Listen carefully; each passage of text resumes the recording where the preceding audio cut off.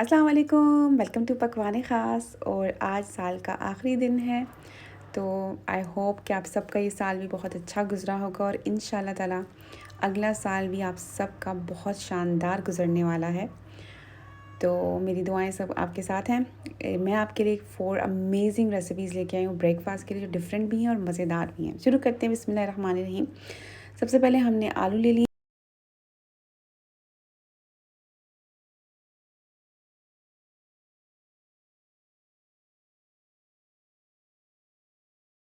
थोड़ी सी हरी मिर्च डाल दें चॉप करके, फिर लाल मिर्च हस्बे ज़ायक़ा डाल दें। वैसे मैंने 2 चम्मच डाली है। नमक 2 चम्मच डाला है, आप हस्बे ज़ायक़ा कर सकते हैं, जो जिस तरह आप खाते हैं उतना डाल दीजिए। ये हमारी फिलिंग तैयार होगी। हम कोटिंग का मटेरियल साथ ही तैयार कर लेते हैं। बाकी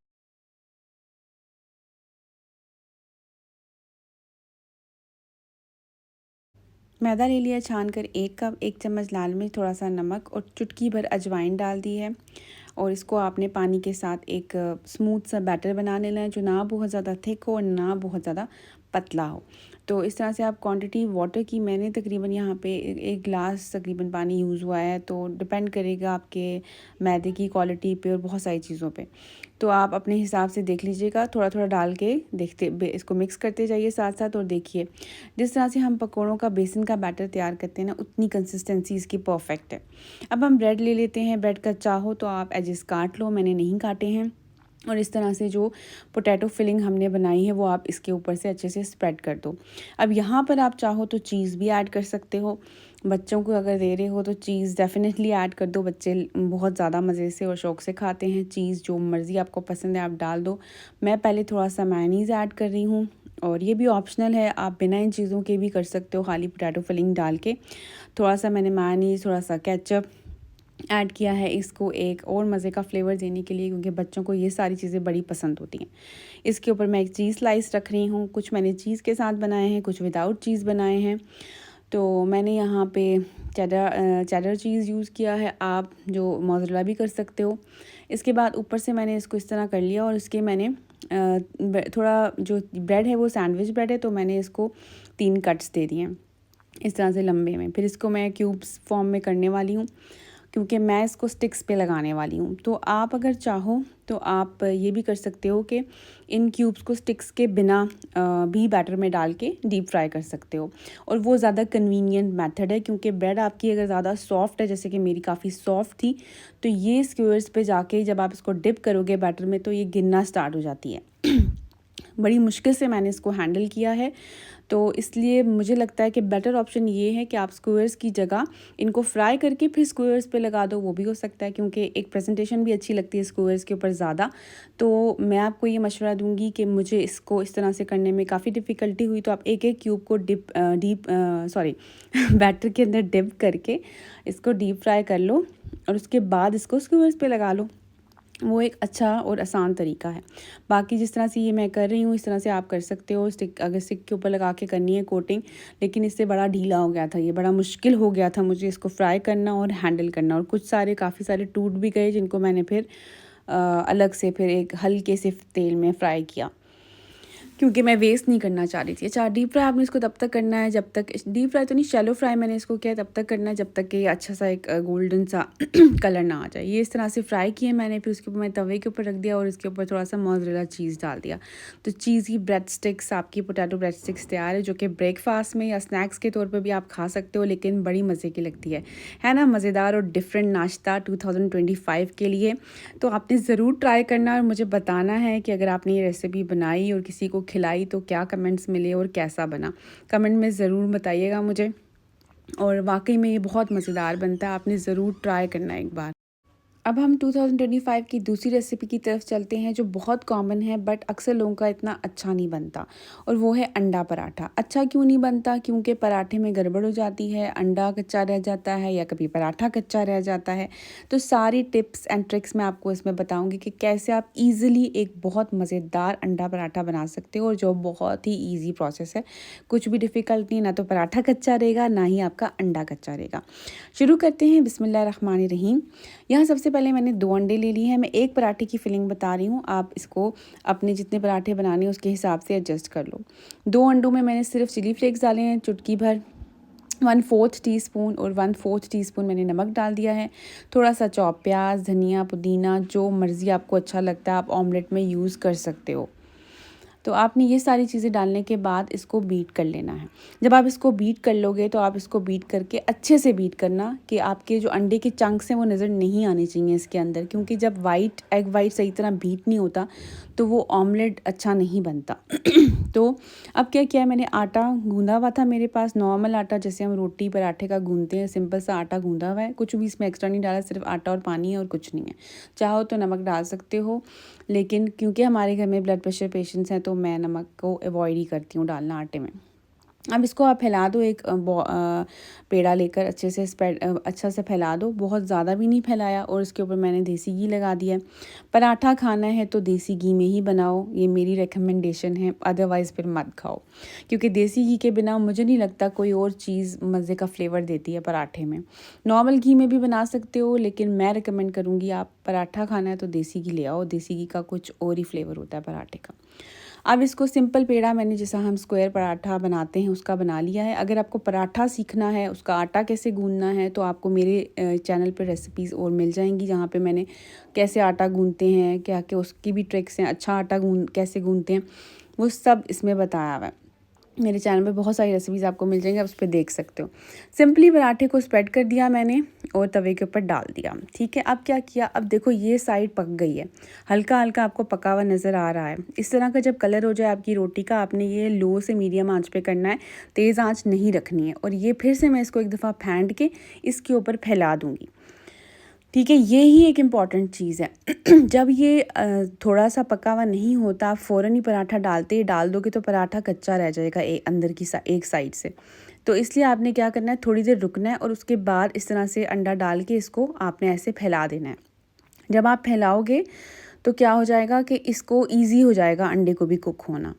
ठीक है, उसके बाद आपने क्या करना है, आपने देखा थोड़ा थोड़ा ये हमने फैला दिया और अभी इसको पकने नहीं देना, तो पहले ही इसके एजेस को फ़ोल्ड कर देना। अगर आपने इसको पकने दिया तो ये एजेस चिपकेंगे नहीं, तो पकने नहीं देना और एजेस को फ़ोल्ड कर देना है। फ़ोल्ड करके क्या होगा, ये कच्चा रहेगा नहीं, क्यों, क्योंकि इसके अंदर स्टीम क्रिएट हो जाएगी और ये अपनी ही स्टीम में अच्छे से कुक हो जाएगा। और जैसे ही हम इसको सील करेंगे ऊपर से, तो इसमें एक स्टीम बहुत अच्छी क्रिएट हो जाती है और अंडा पूरी तरह अच्छी तरह पक जाता है। अब साइड पे मैंने इसके घी डाल दिया, देसी घी, फिर से इसको करारा भी करेगा और मज़े का फ्लेवर भी दे देगा। ये ऑप्शनल है, अगर आप चाहो तो इससे कम क्वांटिटी में भी घी डाल सकते हो और चाहो तो ऑयल भी डाल सकते हो, जो आपको सही लगता है, लेकिन मेरी प्रेफरेंस है देसी घी। ठीक है, एक तरफ से पक गया, अब दूसरी तरफ से मैं इसको गोल्डन कर दूँगी। बहुत ही आसान तरीका और बहुत ही मज़ेदार पराठा बनता है ये। और इसमें कुछ भी आपके जो भी खदशात हैं अंडे पराठे के, वो सारे ख़त्म हो गए होंगे आई होप इस रेसिपी के बाद। तो बनाना ज़रूर है, क्योंकि जब तक बनाओगे नहीं तब तक कैसे पता चलेगा कि कैसा बना। जब बनाओ तो मुझे ज़रूर कमेंट में बताना कि कैसा बना है ना। ये भी एक अच्छी और मज़ेदार रेसिपी 2025 के ब्रेकफास्ट के लिए परफेक्ट। कुछ चेंज करना है हमें और मज़ेदार ब्रेकफास्ट बनाना है। मेरा तो सबसे फेवरेट मील ब्रेकफास्ट है। तो आप लोगों का फेवरेट ब्रेकफास्ट क्या है, मुझे कमेंट में ज़रूर बताइएगा और कुछ नई सजेशन दीजिए कि हम क्या अलग बना सकते हैं। चलते हैं एक और रेसिपी की तरफ, जो सबका फेवरेट और बहुत ही कॉमनली बनने वाला चीज़ है, वो है ऑमलेट। लेकिन क्या सबका ऑमलेट फ्लफ़ी बनता है, फूला हुआ बनता है और डिलीशियस बनता है?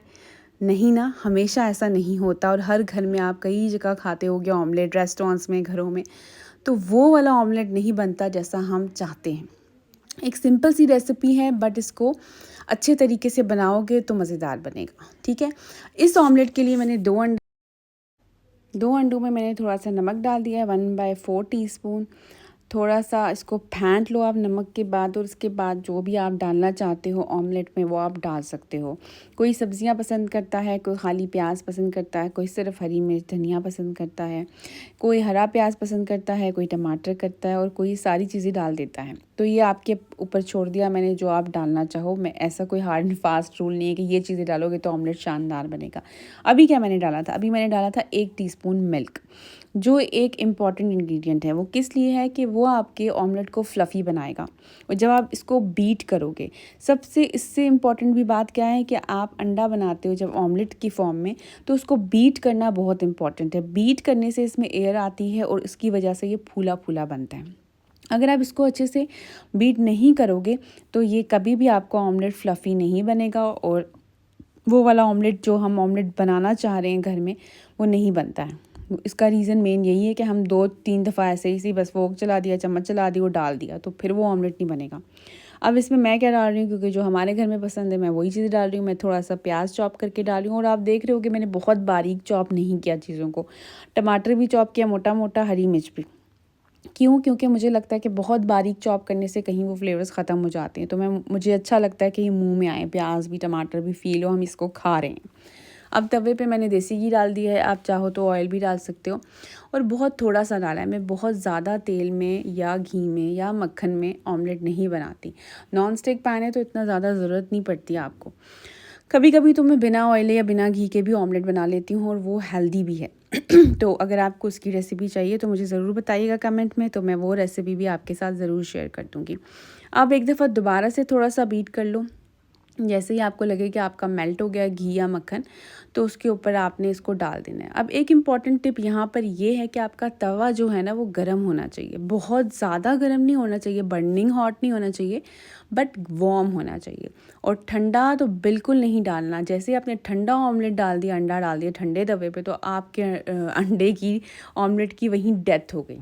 ठीक है, तो तवे का गर्म होना बहुत इंपॉर्टेंट है। उसके बाद इसको मैं हल्का हल्का स्क्रैप करी हूँ एजेस से। तो इस तरह आप करने से क्या होगा कि आपका जो वॉल्यूम अच्छा मिल जाता है आपके ऑमलेट को, वो मतलब थिक सा बनता है। पतला सा ऑमलेट मुझे तो बड़ा अजीब सा लगता है, पापड़ी type omelette, I don't like that. और मुझे लगता है कि इंटरनेशनली भी ऐसा ऑमलेट नहीं बनता।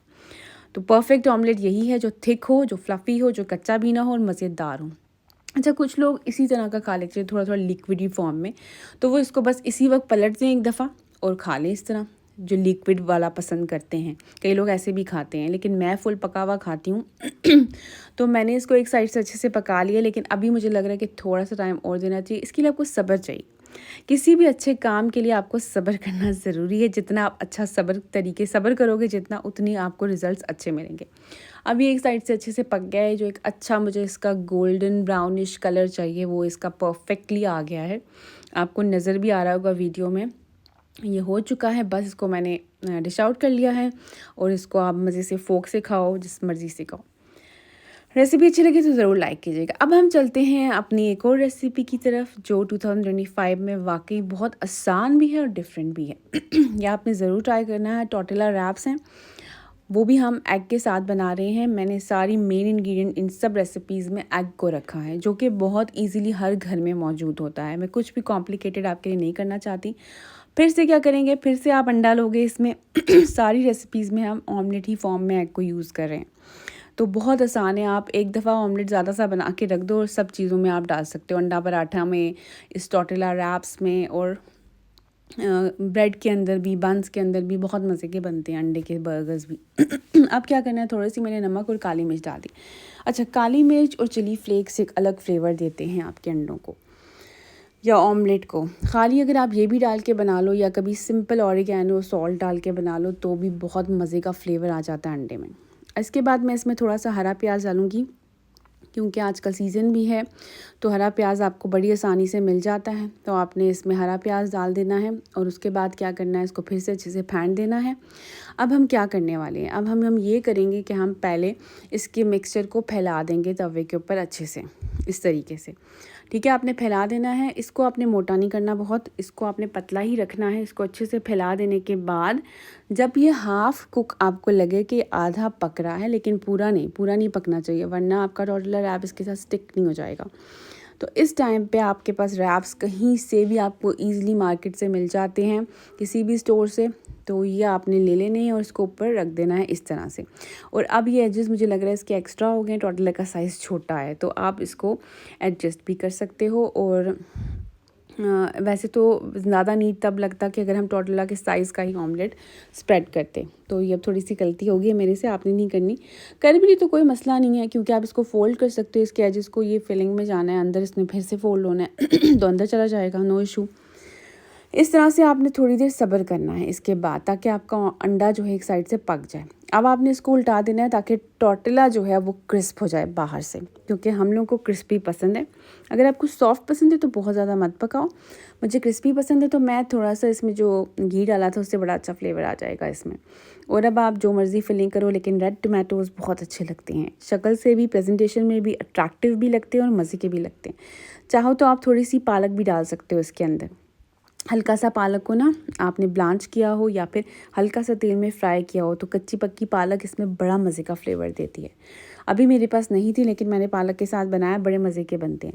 अब इसके ऊपर मैं थोड़ा सा ग्रीन और रेड का कॉम्बिनेशन कर रही हूँ, तो शिमला मिर्च भी डाल सकते हो, और मेरे पास धनिया भी अवेलेबल था, मैंने वो डाल दिया। और चीज़ तो कंपल्सरी हो जाता है जब आप बच्चों को कोई चीज़ खिलाते हो, क्योंकि बच्चों को आजकल चीज़ बड़ा पसंद है। वैसे मुझे खुद भी बहुत पसंद है चीज़, तो मैं चीज़ें बना लेती हूँ। अगर आप डाइट शाइट पे हो तो फिर मत खाओ, लेकिन मज़ा आता है चीज़ के साथ बहुत ज़्यादा। मोज़रेला है तो वो भी ऐड कर दो। इधर मैंने ये चेडर चीज़ डाला है, साथ में इसमें मोज़रेला ऐड कर रही हूँ, तो चीज़ी फ्लेवर भी आ जाएगा, मज़े का फ्लेवर है, बड़ा मज़े का रैप बनता है। और ईज़ी कितना है, सिर्फ मेरे ख्याल से 5 से 10 मिनट में आराम से तैयार हो जाता है। ये देखो क्रिस्प हो गया एक साइड से, बड़ा मज़े का क्रिस्प हो गया। इसको मैंने फ़ोल्ड कर दिया, बस अब इसको निकालो, चाय के साथ खाओ, नाश्ते में खाओ, या जैसे भी आपको खाना पसंद है आप खाओ और एंजॉय करो रेसिपी को। तो दूसरा भी टोटलर रैप मैंने इसी तरह बना लिया। रेसिपीज़ ट्राई करोगे तो मुझे कमेंट में ज़रूर बताना कि कैसी बनी है। मेरे चैनल पे नए हो तो सब्सक्राइब करना ना भूलना। और मेरी तरफ से आपको एडवांस में कल हैप्पी न्यू ईयर, नया साल आप सबको बहुत मुबारक हो। और अल्लाह ताला ये साल हम सब के लिए बहुत सारी खुशियाँ लाए, और जिस चीज़ के जो मसले मसाइल हैं, बीमारियां हैं, तकलीफ़ें हैं, दुख हैं, गम हैं, वो सब दूर करे, और कुछ ना कुछ ऐसा हमारी ज़िंदगी में करे कि हमारी दुनिया और आखिरत दोनों संवर जाएं, और हम सब को अल्लाह ताला हर किस्म के परेशानी से, दुख से दूर रखे, हम सब को सेहत दे, लंबी ज़िंदगी दे, और हम सब को 5 वक्त का एटलीस्ट नमाजी बना दे कि हम 5 वक्त खुशू खुजू के साथ नमाज़ पढ़ें, और हमारे जितने भी रुके हुए काम हैं वो सब करवा दे, और हमारे बीच में आपस में एक दूसरे के लिए प्यार और हमदर्दी डाल दे। तो मैं आप सब से भी कहूँगी कि मेरे लिए भी आप लोग सब दुआ करें कि मेरे भी मसले मसाइल हल हो जाएं। और यूट्यूब पे मुझे ऑलमोस्ट 2 साल होने वाले हैं, मैं रेसिपीज़ डालती रहती हूँ, इस उम्मीद के साथ कि कभी आप लोग इसको पसंद करेंगे मेरे चैनल को।